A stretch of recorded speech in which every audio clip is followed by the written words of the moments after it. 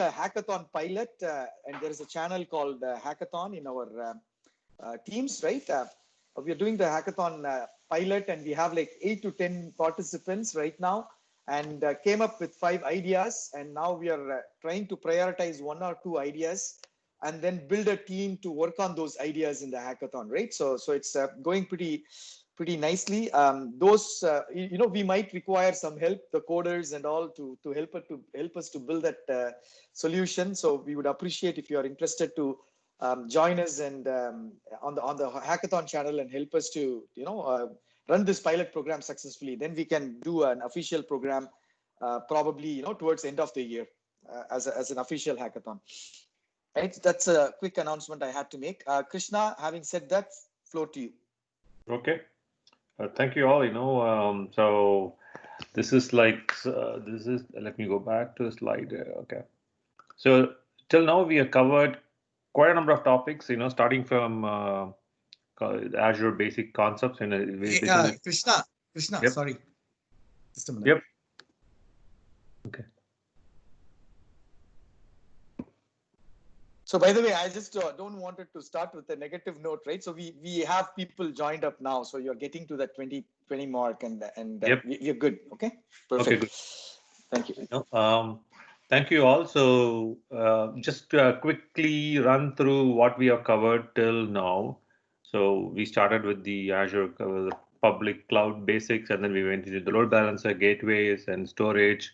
Different types of storage systems, and then we recently, last 2 sessions, we have covered databases, and we also covered the marketplace. So, and this week we're going to touch a very interesting topic, which you have heard or you have done. It's called the Internet of Things.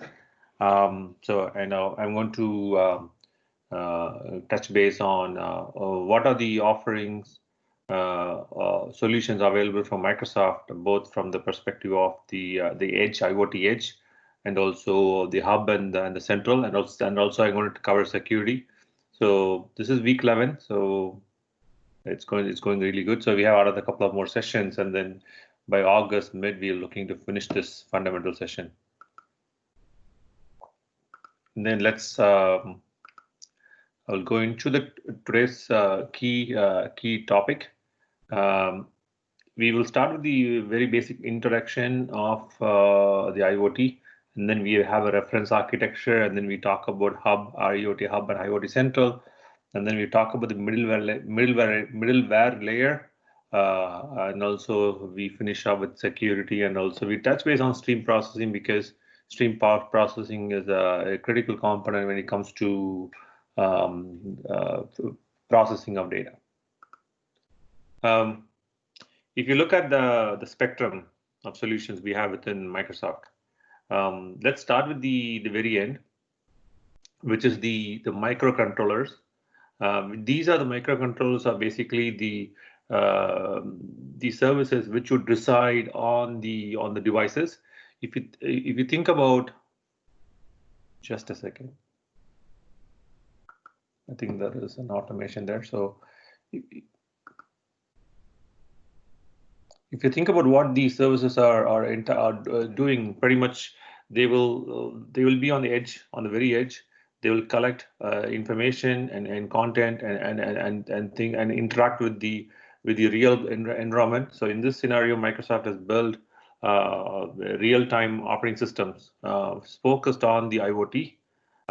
So these are provided by microcontroller units, and it is specifically designed for highly constrained devices. So which means when you talk about highly constrained devices, so these are battery powered, and they have and these devices will have about 64 kilobits of flash memory. Okay, and also one important aspect of these device RTOS, which is the real-time operating systems, so they are pre-built or pre-certified with varieties of different safety standards, because these are used by a number of critical systems. So they have security standards like IEC 61508 and ISO 26262 and various certification there.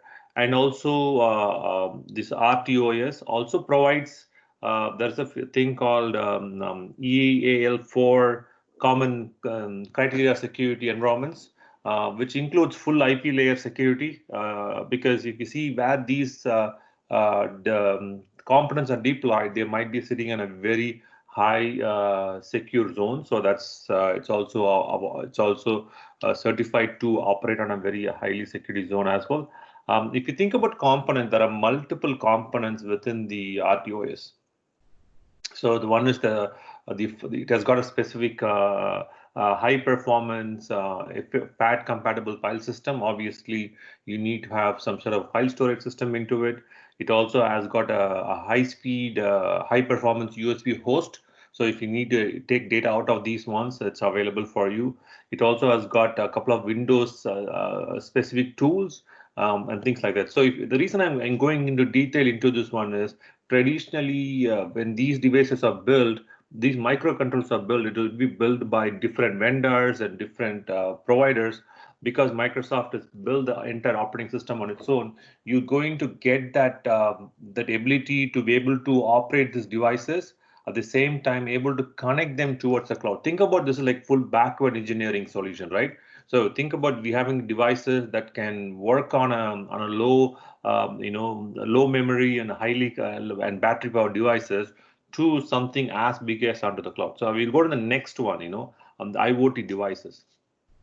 So in this IoT device software development kit, so Microsoft, given we are a platform company, so we worked with about this is 1,300 is a very old data. Now we have multiple devices and partners. Partners could be GE, could be American Robotics, and doesn't matter what it is. We worked with tons and tons of partners. So what we've done is we worked with them and able to provide them with a software development kit for building solutions for the IoT devices. Okay. So obviously the devices, IoT devices can range from Windows to Linux to RTOS and Android and much more. It also gives the ability for solution providers to build a solution. So if you see, that's a huge paradigm shift, because all of a sudden your traditional, I would say not traditional, modern DevOps practices can also be implemented into this world of the SDK as well. So on top of that, we coming close into it, we also started having specialized IoT edge devices. If you think about what these IoT edge devices, think about these like these devices sit on the edge, and the job is to collect data from these different touch points. So it could involve, specific to machine learning. It will have specific solutions for big data collection. You can also name it as artificial intelligence on the edge. The reason for that, the key word is what happens when these solutions, especially the IoT edge, has got a runtime.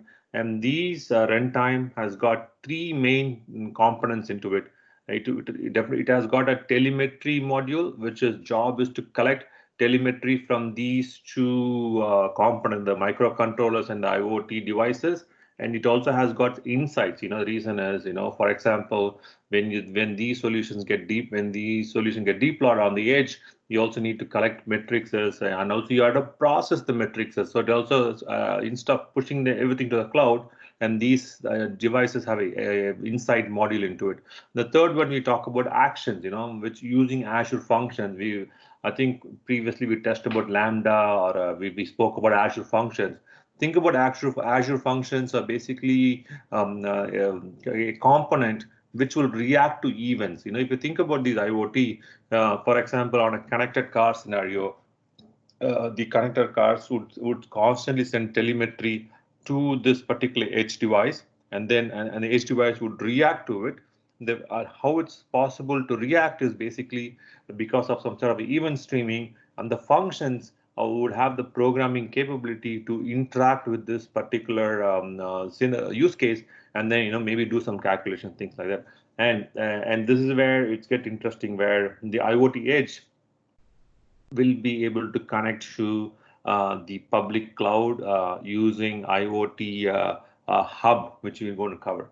So I think if you notice this again, these IoT Edge are cross-platform devices. So one common theme you're starting to see is all the solutions we talk about here are basically cross-platform devices. And then we come into the other world, which is the Azure Stack Edge. So Azure Stack Edge is a Microsoft built and supported hardware platform. So these hardware platform are specifically built to operate to behave like a sort of a mini cloud where it has got Kubernetes in it, it's got IoT in it, it's got certain things like storage, and not only storage, it also has got different Mellanox card for high processing. It's got about 6 ports these 6 ports can be used to connect both to public internet to the customer's environment. So these edge boxes would typically reside on close to the customer's data center, or it can also reside within the customer data center. The reason I'm saying is because these need a dedicated power, and these devices have to operate on a connected mode to the public internet or through the customer's network. So, and then we talk about the Azure next use case is the Azure Stack Hub. So Azure Stack Hub are basically physical. You think about the providers like HP, Dell, Lenovo, or there are tons of servers. So these are basically servers which are hosted within the customer's data centers, and these are connected to the Azure Edge devices to pull data through. And the last one is, as you always know, this is the public cloud. So if you see this IoT solutioning, it's at a full end-to-end spectrum, starting from very low battery powered and constrained devices to the full cloud platform. And one common theme across the entire spectrum is there are, I would say, 3 key things. One is security compliance, because it's built by Microsoft. Be able to provide the security and compliance framework across the spectrum. The second one is ability for the systems to be able to operate like a software environment. Because if you think about these ones, even if you think about the real-time operating system, or if you think about the Azure Edge, or if you think about the SDK, all of a sudden these things start to behave like how you build an application. And one magic mix into the whole thing is containerization, right? Containerization makes things much easier, because these containers can run on a smaller footprint. So basically you can build an entire solution on your lab. We can simulate the entire events and then dump these containers into the edge. And the third one is scalability, right? So one of the challenges you always have on these use cases is how do you scale? Because of the way cloud operates and because of the way these solutions are built, we're able to scale out extensively. At the same time, in scaling out, all the associated services for the scaling is also available, so that you have a seamless experience from the customer perspective. I know we spend a lot of time on this one, but this is again to give you an entire spectrum of solutions, so that it gives you the depth of the IoT offering from Microsoft. Yeah, but Krishna, this is very important, right? So if you guys, I'm not sure if you all had attended, we had a meetup Industry 4.0 for a while, right? Yep. I think the last one. I mean, see, the future is going to be more or less driven by missions, right? So when it is going to be driven by missions, whether it is a consumer IoT like the one that we use at home, or industrial IoT that's being used by the big enterprises for manufacturing and so on, what Krishna explained becomes very important. And in fact, Krishna, when you were teaching about it, I was, I have been working with, I cannot name, I have been working with one of the customer from my day job, right? But the challenge for them is, it's also not for them, right? Any operators around the globe, the biggest challenge is the current applications, the way that it is being designed. So you have a client and then you have a server, and the server runs in the cloud. And all the traffic that client generates, any application, right? Doesn't matter, whichever application it is, goes all the way to the central cloud. I mean, there is no need to send such a huge traffic all the way to the central cloud. If you are able to kind of put some intelligence on the edge and filter out the traffic that is absolutely required to send it to the central cloud, you reduce the bandwidth on the core network, which eventually will allow a lot of different people and application to utilize that core network bandwidth effectively. So this is, if you look at if you connect to what I said to the IoT, it's the same thing, right? So you have sensors, and then you have a gateway, right? That let's say take an example, home, right? You have multiple sensors like water sensors and so on. Then you have a small device that kind of connects all these sensors to it, right? And then it goes to the edge data center, which is what Krishna was explaining. So there you filter out everything and send only that is very important all the way to the command center, which is a server program that's running at the central cloud. So bringing this intelligence is not only allowing you to architect microservice-based architecture for implementing this particular solution, but also tremendously reduces the cost in carrying unnecessary traffic all the way to the core network and bombarding with all the devices for no reason, right? So just coming back to what Krishna said, you explained, Krishna, you took a lot of time in that slide, but it is very, very important to kind of understand that those slides and how is it related? How are we dividing our solution into multiple places, and what architecture are going to use? Obviously, microservice architecture, and then how you are going to, what benefits you are actually making it happen is, for you, when you're running a company, if you have a lot of traffic going all the way to the central cloud, you're going to get a big bill from Microsoft Azure, right?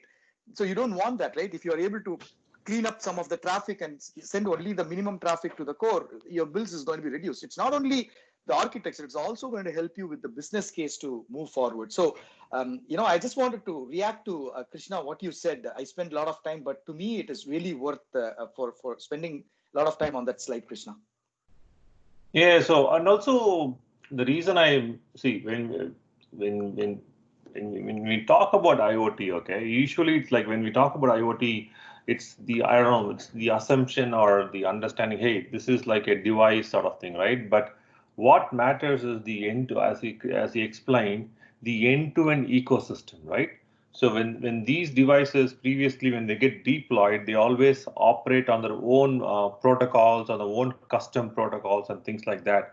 By giving a unified platform in end-to-end, it also helps innovation significantly, because you're going to offer new things. For example, off late you started to see how much connected devices are getting online. For example, even if your home network, right?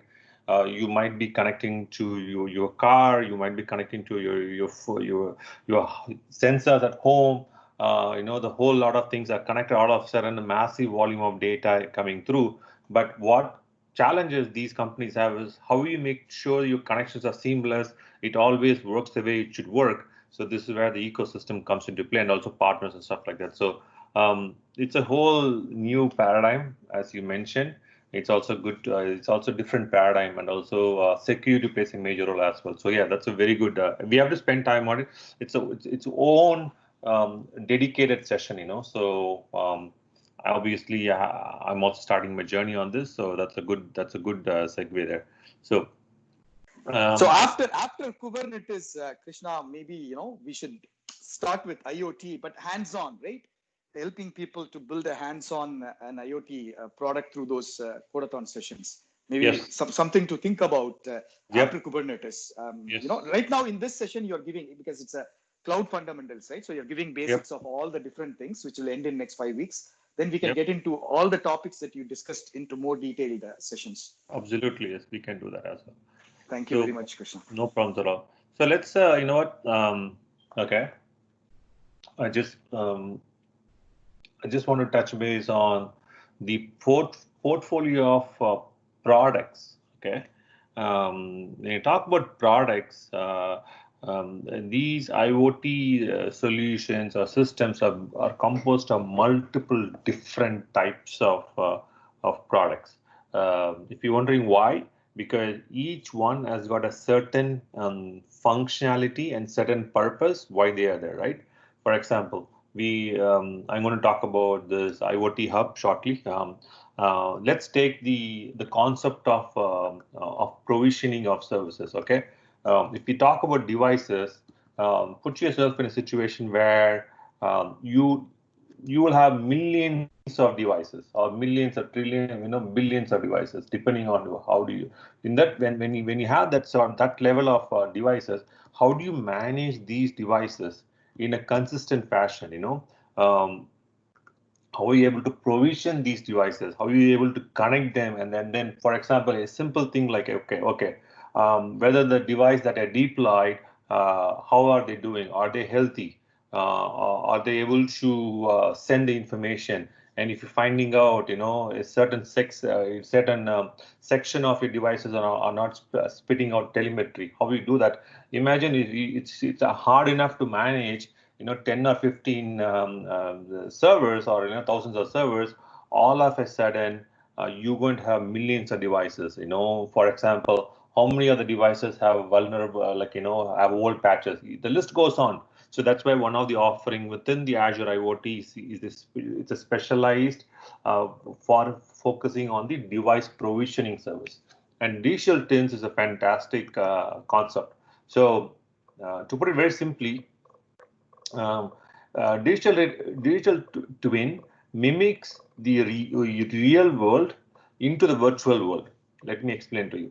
Imagine you have if buildings, huge buildings, and these buildings will have different types of endpoints. When I say endpoints, IoT endpoints, it will have. Let's take a floor in a building, and each floor will have let's say 50 rooms in it. And in these 50 rooms, each room would have a temperature sensor. It will have a security alarm. It will have some other configuration. Let's say 3 devices onto it. Okay. Imagine 50 by 3 is 150 different touch points. So when the building has got, say 100 floors. So you scale all of a sudden grows massive, right? So, but when you're building a software and things like that, how are you going to manage it? How do you know that things are going to work properly? That's where the digital twins comes in. Digital twin is basically a virtual equivalent of your physical world into a virtual world, the exact same replica from the device's perspective, from a sensor's perspective. So for example, a new change in your piece of software is coming, you want to update all the temperature sensors. Okay, you can't do in real world, but in your digital twin, you can do it. I'm going to update the software, I want to see the impact of it. All of a sudden, you're able to simulate the real world things into sort of the digital world and get the exact same replica. Let's say this is a digital twin is just one on not only for the building, for your, let's say, for a fleet of cars, for your connected vehicles and things like that. The use case becomes huge. Microsoft has got a product called digital twins. It's exactly that. And time series data insights, so which is again, a time series is a huge data. If you think about it, I think I'll give you an example. You're driving a car in 407, and then there is when you enter the 407, there are sensors which will capture your details and that use of processing, right? For example, if you want to find out, I want to find out in the last 10 minutes, give me those cars which have passed through. Okay, so how do you do that? You need a time series databases. So which means time series is one of the key concepts we provide. And obviously, okay, Maps, Azure Maps is basically a service which also gives you, it's a geo, very similar to other map products. We have map products as well. So that's from the perspective of the IoT. And also obviously, okay, we collect all this data. Where do you store? You need to have database services, which we saw like Cosmos DB, the Stream Analytics databases, which helps you store these data, because Cosmos DB can be used to store an unstructured data store into this one. Okay, you store the data. What do you do next? You need to run some models. Azure machine learning models comes into play, and also Logic App comes into play, and also Azure Functions comes into play. Okay, we all done this one. Let's think about, okay, so I need to make sure all my solutions I build for IoT is properly secure. Or how do you do secure? You can identity is one aspect of the security, right? You have each device will be registered when they join your solution. It will be registered with an Azure Active Directory, and then only authorized devices can be joined to the Active Directory, right? So things like that goes on to it, and obviously monitoring. Monitoring is huge. Imagine we have the millions of devices that are deployed, and it's going to emit so much metrics at every given point in time. How do you capture that using Azure Monitor? And also it comes to DevOps and BIs, which is business intelligence. You see the span of the scope of these products. So these products are not independent products; it's the entire ecosystem. The reason I spend time on this is to clearly explain I would say the depth and breadth of the Azure products that can help you build the entire solution end to end. If you think about all the sessions we covered in the past, every single component has got a place when you're building IoT solutions on it.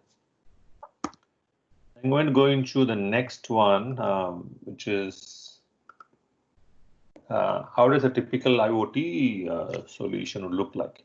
If you think about the left-hand side, we spoke about the real-time operating system, the Androids of the world, the iOSs of the world. These are different operating systems which can live on the edge. And then once you have from the edge, from the IoT devices, you need to have some sort of edge processing, whereas as Kadir mentioned, you need to do some instead of taking all the data back to your network into Azure and process it, you can do local processing into this.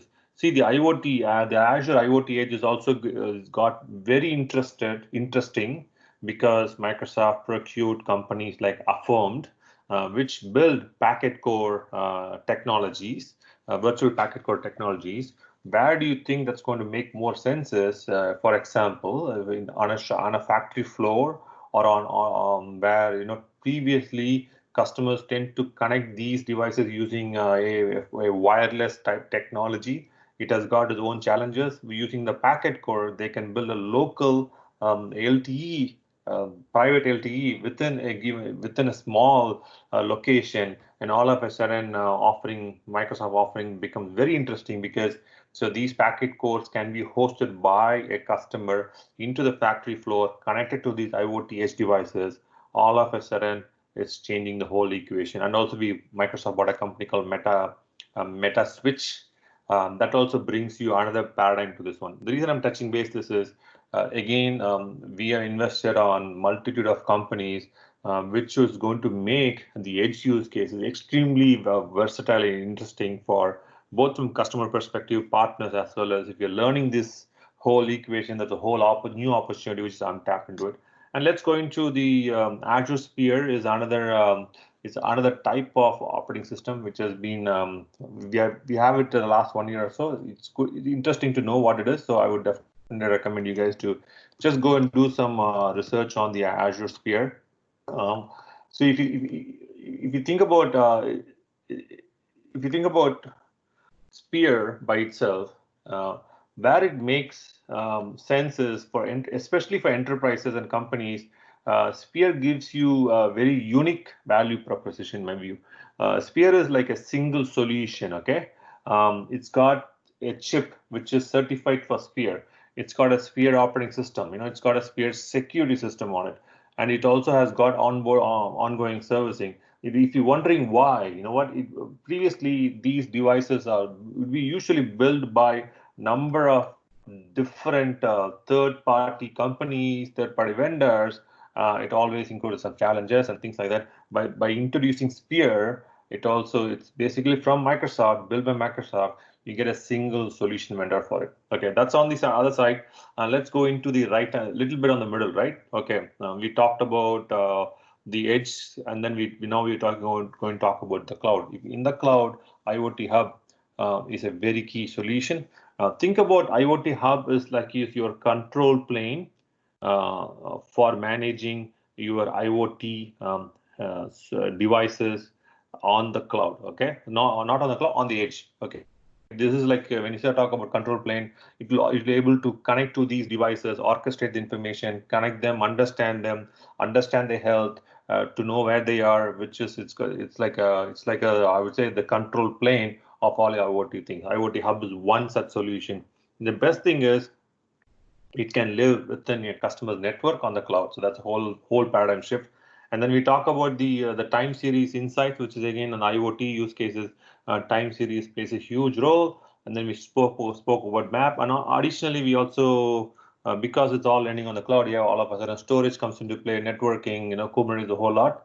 On the right hand side, it's a management like the Power BI reporting and stuff like that. So on the very key piece on the lower tier is where the security comes into play.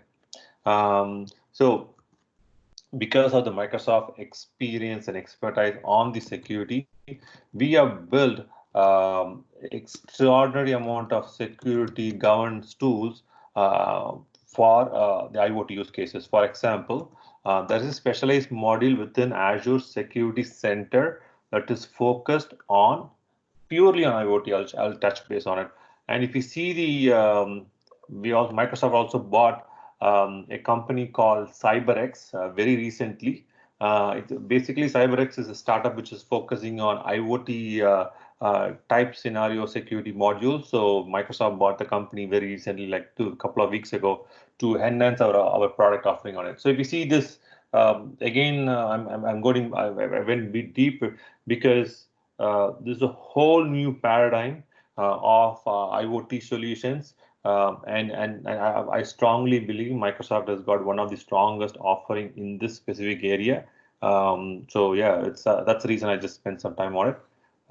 Next is I'm going to talk about I would usually I have some sort of an architecture. I'm going to touch base on. Let me build the slide. Something is not right. Okay. The reference architecture. So this is a very simplified view of how the IoT solution look like. I think we on the previous slides we spoke about the edge devices and everything. So basically, it's very simple things, right? In the left-hand side, you have things. Things could be a device or it could be edge device. It doesn't matter what it is, and device management all comes into play. And that's the things. And the middle piece is what we call insight. Insights is composed of a gateway product of some sort, a data transformation product, and also a storage product for both storing hot and cold. And we also stream processing for ingesting streams of data. And we also have a dashboarding capability to showcase this data into consumable form, right? On the very right-hand side, we have identity management, device management, and also service principles and the whole security paradigm from identity using Azure AD. And obviously, how do you connect all those products together into a single unified solution is through logic app and things like that. So this is a very simple, I would say, solutioning perspective. I really want to touch base on IoT Hub. Let me build a slide. It might be easier.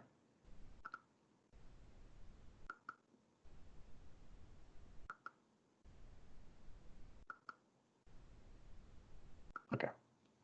So if you think about IoT Hub, the fundamental fact why IoT Hub solutions are in place is for one key reason. A lot of our customers want to build their own solutions using IoT Hub because it gives them a full granular control of every single aspect of the solution they're bringing in. If you think about it, so these devices need to talk to the mothership. When these devices talk, there are certain types of protocols they use. Some of them use custom protocols, and some of them do use standardized protocol like AMQP, MQTT, HTTPS. These are standardized protocols. They do that. When you have a custom protocol, you need some sort of a gateway that can interpret these data and then convert them into the IoT, right? So that's one use case. Why IoT Hub is some customers prefer using this. And we also have field gateways. So think about field gateways are basically disconnected solutions that can sit within outside the perimeter of the cloud, but it will gives you that interface to that particular devices in question. And not only that, again, these IoT edge devices will also talk to the IoT hub using well-known protocols, WebSockets and AMQP. But one additional thing that I need to talk about is from the authentication perspective for these devices. Okay, so some of these devices have a combination of multiple things.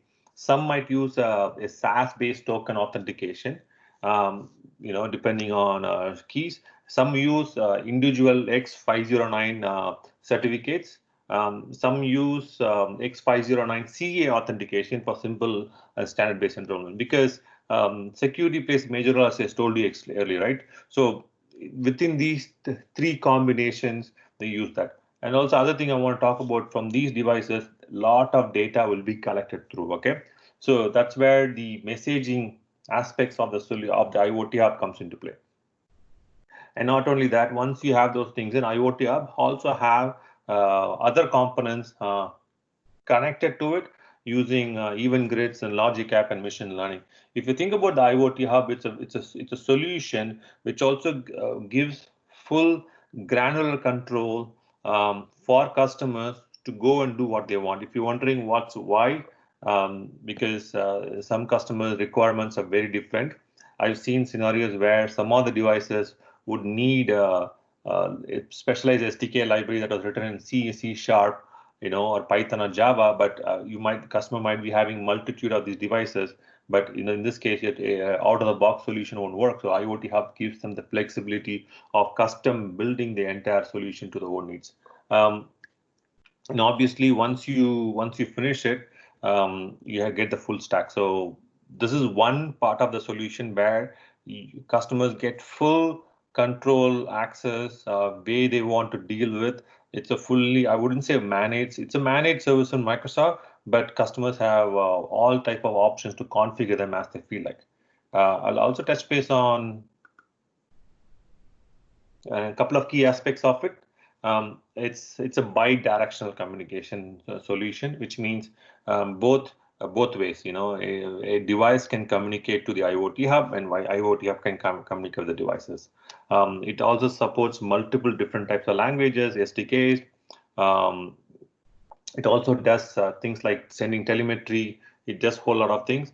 And also the middle piece is extremely important. Billions, the scale is billions of messages. It has got the ability to scale up and scale down, right? I think we spoke about when you have multiple of these devices, millions and billions of devices, you should have the ability to scale out and scale down to make sure the cost is managed. And it supports different types of WebSockets. And also key thing we spoke about is configuration management, because when you have millions of devices, you should have the ability to able to configure them properly. And also we speak about Azure Resource Health. So Azure Resource Health is, think about it gives you health of the native Azure resources, so that you can decide whether a given service is available or not, or healthy or not, or degraded or not. As you know, in the cloud world, Microsoft manages a lot of these services, but from a customer point of view, we provide APIs and things like that. For example, if you find a service is not healthy, and everybody is trying to reach a service, you can also read out the request to a secondary data center, things like that. We spoke about security, different types of security we support. Frequently used as SaaS, shared access policies. We also talk about X059 and also TLS security module. On the provisioning side, we also have automated provisioning, just to make sure that these devices can be provisioned through a centralized control and things like that.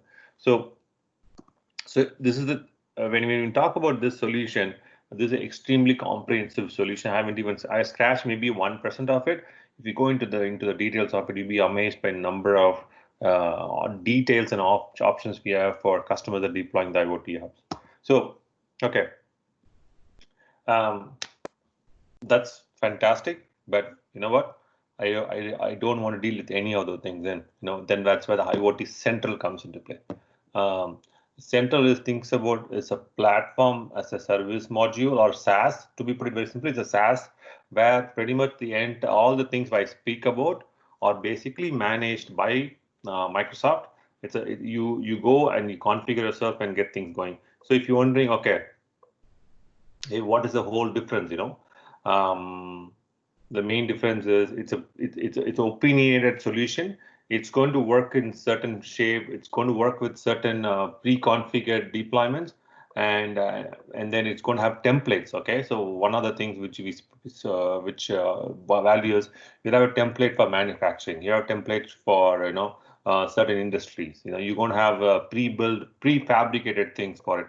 So depending on a use case, you can choose between IoT Hub or IoT Central, but it all matters to at this point in time. You have to clearly understand what is the end goal you're trying to achieve, and then based on it, you're going to go for it. But again, with the IoT Central, a lot of things come pre-built. You may not be able to have options to configure and fine grain it. But then again, we also give you a risk-free trial pricing so that you can go and try it out. So there's two paradigms. One is, sometimes you want to use a virtual machine with all the bells and whistles, all the configuration. Sometimes, you know what, I don't care. I just want to go with a fully managed PaaS solution. That's where the difference between IoT Hub and IoT Central, depending on the use case, you can go for it. I'm going to touch base on events. So we spoke significantly about message and events and things like that. One of the things I really want you guys to do some, I would say, homework on is the event grid. So think about event grid is basically it's a serverless. Basically, what happens is, to put it very simply, any device that you operate, okay, is going to emit the device or service or endpoint is going to emit some sort of information, right? It could emit I'm the health status of it. It can emit, for example, if we talk about a web server, it might say 200 OK or 501 or 401. If you're writing to a storage, it's going to say, what, OK as a result or error or things like that. Think about each and every service is going to emit some sort of information. Okay, so what we've done is Azure has got multiple services. Every time this particular service is going to emit something, we capture all the events and then put them into a fast streaming system called Event Grid. So Event Grid, think about it's a pub and sub model, right? Publish and subscriber. So what you do is you start, if you are building a solution, you subscribe to this particular Event Grid, and you can watch out or monitor certain resources that you want to watch, and then you can, based on the result you get, you can build, you can use a programming model to act on the information you're getting through. So it's very simple model, but where it extremely gets powerful is take that model and then put that into an IoT hub scenario where you have millions of devices, millions of telemetry coming in. All of a sudden have a programming model that is that can be used, but everything goes through a event grid model. So so where it gets more and more interesting is, and this can scale up to billions of events per second. When I say billions, all of a sudden you can understand the scales, right? So I think this is where I think paradigm shift is happening, where it doesn't matter where you are, as long as you're able to capture the event and able to process it, all of a sudden you have a massive scalable solution there. I think we are just coming to the it's 11:30 very shortly. So I want to touch base on the security. One of the products in Microsoft is called the Azure Security Center. IoT is one of the modules within into the Azure Security Center.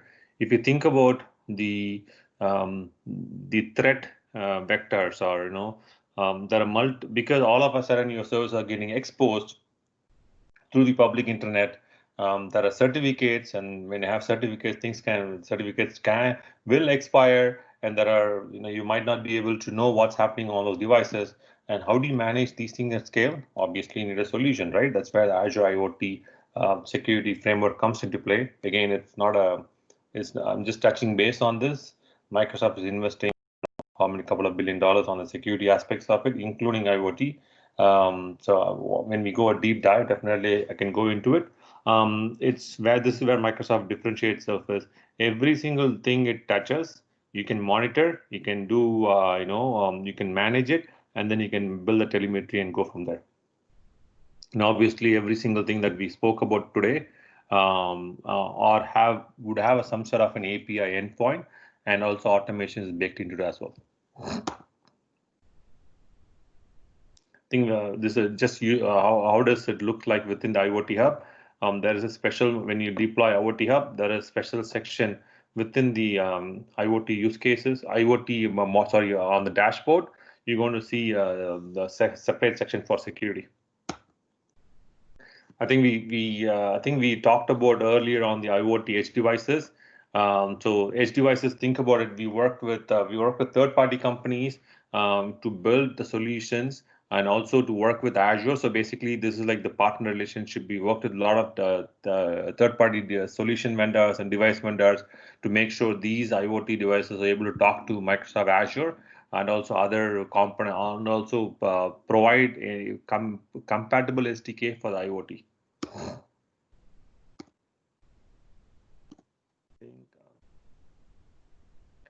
Obviously, the advanced developments which are happening in the IoT world is Kubernetes. So, especially when you talk about the Azure Stack Edge devices, so they have Kubernetes baked into it, and these Kubernetes are basically connected with the IoT Edge. So, Azure Stack Edge can be deployed on any sort of disconnected use cases.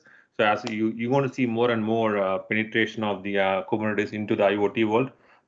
In fact, most of the solutions I talk about today have some sort of a Docker component as part of it. So the paradigm shift has already happened, because when you have Docker, you need an orchestration engine. Kubernetes is one of the engine on it. And within TestHopper, we're going to have a focus section on Kubernetes very shortly after the session. I will definitely recommend you guys to go into that as well. We spoke about stream processing. Microsoft has got multiple solutions. One of the solutions is the Azure Stream Analytics solution. On top of that, we spoke about Event Grid. We also have Event Hubs. We also have Kafka. You name it, there is some type of or extensive event processing solution Azure. Just want to indicate that the real-time streaming is very key for IoT use cases. Just want to touch base on, when you have the real-time streaming, the Azure Stream Analytics is a solution which also gets you the different types of processing, which if you're done stream processing, you'll be very familiar. One is filter, which is a simple type of event processing. And we have a complex processing where based on time series windows, sliding windows, and a whole lot of things can be done. So this, again, these Azure Stream Analytics are available as a service. Which means these ability to process the data with different types of events is already pre-baked into it as well. Use cases, and then the streaming pipeline. So I just want to have 5 minutes. I just want to understand. Let me go to the questions. I open the floor to any questions you might have, and then go from it. Yep, Heathal, I will definitely share with you the I'll share the Azure Digital Twins after the session. Definitely, I'll do that as well. If there are any questions, let me know. I'm more than happy. As always, you can leave the questions after the session. I will do my best to answer them. Obviously, I will send you the slide decks for this week, and then we can go from there.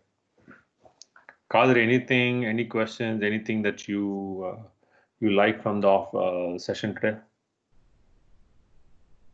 No, yep. Krishna. I think from my view, you provided a very wonderful IoT, even though it was like, from the point of view of Microsoft solutions, but I'm pretty sure the audience were able to kind of connect, that Microsoft solutions to the basic fundamentals, right? So that's the key thing, starting from the sensors to the hub to the, what are all the different components that are involved, right? From the database to the security to the Kubernetes and all the different components. So I think that's the most important thing. And from that point of view, I believe that the basic concept has been well thought today. And you are right, this, because this is a basic, cloud fundamentals, we call it as, right, which is ending in 5 weeks, next 5 weeks. But then we will get into the details moving forward in additional sessions and so on. And Krishna, you mentioned also about Kubernetes session. Yeah, team, if you are interested to join Kubernetes session, there is a gentleman called Ahmed Harp, and he's a consultant and he's very much, big time expert on cloud and Kubernetes and things like that. We are honored to have him to take those 5 sessions, and the Eventbrite registration is up in the Eventbrite, right? So please, if you're interested to attend, go and register, and it's going to start from August 15th. And then the last, you had something. Good. Finish your thought process, please. Sure. And then the finally, last but not least, hackathon is going okay, and we are looking for a lot of developers to help to build ideas. If you're interested, please say that you're interested and engage us in the hackathon channel. Those were the 3 key topics, Krishna. And with that, from my end, I'm good, and I will leave the floor to you to close the session. Okay. When you're so ready. One new key difference between the IoT Hub and IoT Central is, think about IoT Central as a fully SaaS-based solution. Okay, so to give a context, if you think about Salesforce or Dynamic CRM, these are CRM solutions which are basically fully SaaS-based. It's going to come with pre-built configuration, secure. Everything is pre-built for you. If you think about IoT Hub is basically, I would call it as a hybrid between a platform as a service and infrastructure as a service. This is typically used by customers which have various types of devices and different types of use cases, where you cannot go with a fully baked PaaS solution. For example, the customer I'm dealing with has got different types of devices. Some could be hosted on a sensor within a building, and they also have maintenance vehicle. They want to find out, and also, hey, this maintenance vehicle is going towards this building.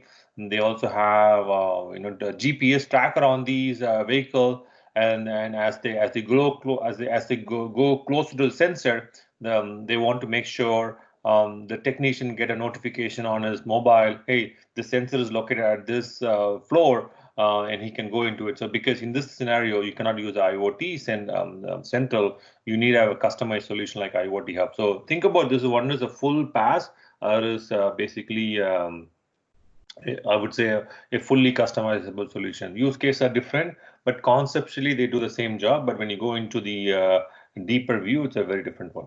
So I don't understand the question about IoT usage. Is it like is a question on what is the usage of IoT within the industries or things like that? Or if you're looking at pure statistics, I can throw you some numbers. So it's like Krishna, I think. Obviously you're right. So one is the solutions that Microsoft has, like a BI solution, an analytics solution that could enable for those people who are building the IoT product to monitor their customer usages is one point of view, right? How many positives, false positives, and all those kind of things. That's one way of interpretation. The other way of interpretation is, yes, of course, using Microsoft IoT platform, how many companies have deployed their products, right? That's more from the point of view of Microsoft perspective. Okay. So it could be both. I don't know. Is that what they actually mean? If you have data, I think even I'm interested to know the answer for these two things. I think the question came from Abdul. Is basically which industry being used. I can give you a list of, I would say, industry. If I say more the industry, let's talk about the application usage. The first use case I've seen is basically smart building and smart homes. So when you think about smart buildings, I've seen a surge in use cases where they want to monitor, I would say, the security systems and the HVAC, and also they want to monitor the temperature in the rooms, and they also started using these ones for monitoring meeting rooms, which I've seen, right? For example, previously, if the meeting room is not being used and somebody booked the meeting room and then after 10 minutes the meeting room is like basically removed from this one. I'm just saying one or two, a couple of use cases, right? I see the smart building and smart homes are basically, even if you take your home, all of a sudden you starting to put Nest and Ecobee and all the sensors. All of a sudden I see SADA solutions coming in. The second one I see wearables, right? So wearables is basically a huge segment. For example, you might put in your watch, and then your watch would synchronize with the cloud, and it does all the funky things. And also smart city, obviously, if you're starting to see, you see cameras on the corners, and these cameras will have something like a LiDAR sensor. LiDAR sensor is basically gives you an object. It won't give you the full clear picture, but it will tell you this object is a car, this object is a human being, and this object is a baby. It gives you that sort of. I started a lot of seeing from a smart city side of things. I've seen quite a bit. Like for example, one use case recently I'm seeing is a lot of the what do you call the snow plowing trucks started to have these things baked into them. So using GPS, you're able to track how these which location your snow plowing is being done, right? So I started to see those things so significantly, and obviously connected cars is huge. Now if you think about somebody said, I don't know how true or false, Kadir's car is 100% connected to the computer because he's running Tesla. Anyways, my car is very old. It has got, even with the old car, I can actually connect my car to the internet to get some real-time dashboard details and things like that. If you think about insurance, I know a couple of insurance companies have started putting devices in the car, and then it will give you good behavior benefits if you drive your car within certain, within your speed limit and things like that. So the use cases I'm seeing explosion of use cases. Some use cases I don't even know. Medical, obviously, thanks Ajit. Medical devices are also huge nowadays. Heart monitors. You name it, there is something there. It goes on, right? And then there's a supply chain. I mean, supply chain has increased significantly. Whenever you order a product in Amazon or Shopify, or shopping channel, all of a sudden you're able to track when your product is being delivered, right? I mean, I got to tell you, of all the innovation, I think IoT is huge. I can keep talking exactly. Yeah, exactly. That's what I wanted to point it out, guys. See, I'll tell you, the last decade is all about connecting people, okay? And the next decade, we are going to see a lot of things about connecting missions to missions, missions to people. This is what is going to happen.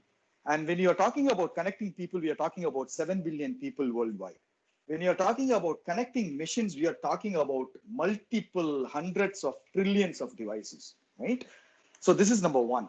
And then number two is, when you talk about IoT, at a very high level from the concept point of view, you can think of two major things. One is consumer IoT, another one is industrial IoT. Right? So within consumer IoT, all our stuffs like smartwatch, smart glasses, smart headsets, all those things falls into the consumer IoT, right? The consumer, individuals like you and me, we consume, right? So that's a consumer IoT. And the second one is your industrial IoT. That's where whatever Krishna mentioned, everything falls into. Smart city, smart street lights, smart bin, smart energy, smart utilities, smart home, smart traffic lights, and within the industry, smart robots, everything, anything and everything that's going to happen moving forward. IoT is without IoT, nothing is going to happen. Okay, So everything is going to be an IoT, and this is something that I would recommend from the technology point of view, right? To kind of understand as a high-level picture as well as a detailed picture, you as a tester or an operation expert or a developer and architect, a big picture. So why? Because anything that you're going to do in future is some or other how you will relate to this. Some or other how it will come in your life. So it's a good topic to be understood. At least the concept, learn to an extent what you need to learn, and deep dive when you wanted to really deep dive. That's my piece of small input there, Krishna, if you agree. No, so to be honest, I hosted a session for a couple of university students based out of India. When I started reading about this one, I think IoT is one area where it doesn't matter IoT, AI, and ML, or I would say three specific areas. It doesn't matter which area of field or study that's got a use case for it. I also did some research, and then even the archaeology research, where they're putting sensors across older buildings, and then finding out the impact of how the climate change is happening on this building, and also they are able to build real-time maps on it. I mean, this if you think about IoT, AI, ML, these three areas are transforming our lives in a way which we don't even know what's the end result of it, but there's a huge area to work with. As I told you earlier, this itself needs its own 6 weeks of classes, but hopefully I covered enough for you guys to get excited, and then go on and do some more exploration. Obviously, I'll share the slide decks as well. But this is the last week slide deck also we need from you. I'll do that. Yes, right? I'll do that. Yeah. Hey guys, I just because Krishna talked about it before wrapping it down, right? I just want to let you know. See, the way that you have to look at it as an individual is industries. There's multiple different industries out there. Let it be an automotive, let it be a telecom, let it be an energy and utilities, let it be a healthcare. So if you go and Google in Wikipedia or whatever, you will know the way that different industries have been split. And in fact, the GDPs and all is being calculated through those vertical, those industries definition. So there's number of industries out there. Now, within this industry, there's a lot of innovations are happening, finance industry, whatever. And there are technologies like blockchain, artificial intelligence, IoT, all these different technologies that we have been learning through the meetups and the other areas, right? It cuts through horizontally across these industries.